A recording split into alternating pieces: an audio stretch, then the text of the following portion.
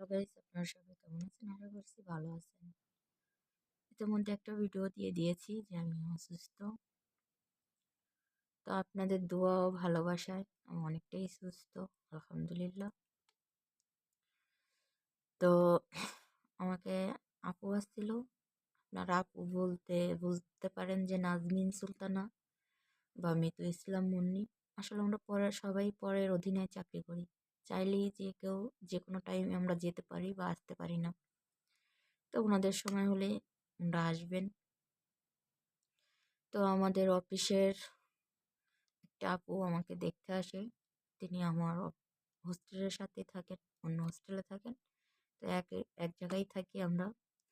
তো রাত হয়ে যাওয়ার কারণে আপুটা আমার জন্য কিছু আনতে পারেনি, তারপরও এগুলো আনছে আর বিস্কিট। দেখেন,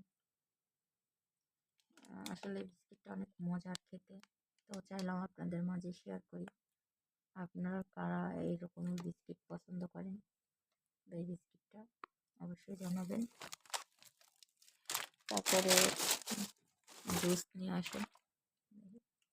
আসলে আমার খেতে ইচ্ছে করতেছিল না, এই জন্য আমি রেখে দিয়েছি, রাত্রে নিয়ে আসে। তো চাইলাম আপনাদের মাঝে শেয়ার করি, আপু যেহেতু আমার জন্য নিয়ে আসছেন। তারপরে চানাচুর নিয়ে আসছেন, জানে যে আমি রুমে থাকবো। চানাচুর এরকম আর কার আসলে পছন্দ। আমার ভাজা পোড়া অতটা পছন্দ নয়।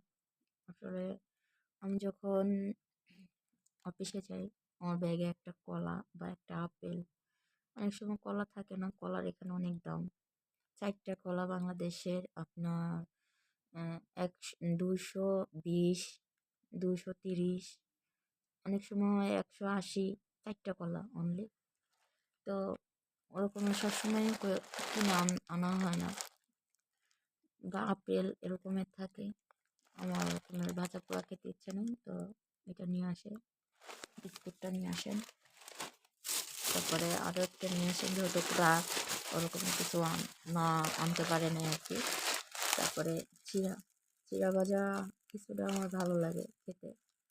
তো কার পছন্দ তো জানি না, অবশ্যই কমেন্ট করে জানাবেন কারা খেতে এগুলো পছন্দ করেন।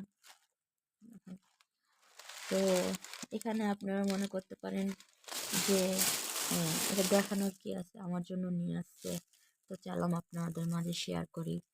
আর এখানে যে চানাচুর বা এটা দেখছেন, এটা কিন্তু 50 টাকা 60 টাকা বাংলাদেশে হইতে পারে। আমি কখনো এরকম ভাজা পোড়া খাই না, তো আমার ওরকমের আইডিয়া নেই, কিন্তু এরকমের হতে পারে 50 60 টাকা। কিন্তু এখানে কত জানেন, এই 2টা প্যাকেট আপনাদের হচ্ছিল 300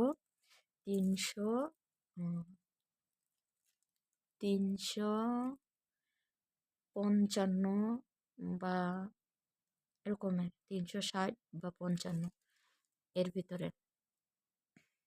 ওই বিস্কিটটা তো আমি বাদই দিলাম, এটা এটা তো আমি বাদই দিছি, ঠিক আছে।